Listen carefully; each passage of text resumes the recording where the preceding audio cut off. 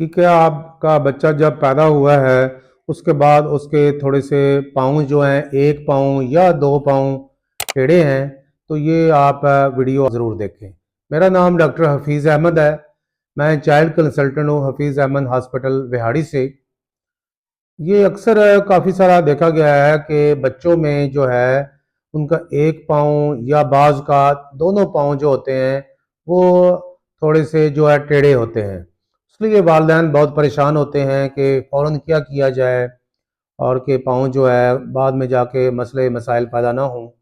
ایک تو جو بچوں کے ڈاکٹر کو فوراً چیک کروانا چاہیے، کیونکہ ان میں سے جو 80% پرابلمز ہیں وہ جسٹ صرف اس کی جو آپ فزیوتھراپی یا اس کی کہہ لیں کہ جو پاؤں کو موومنٹ جو ہوتی ہے اس کی ہلکی سی مالش سے اور خاص موومنٹ میں اس کی حرکت کرنے سے وہ بھی ٹھیک ہو جاتی ہے۔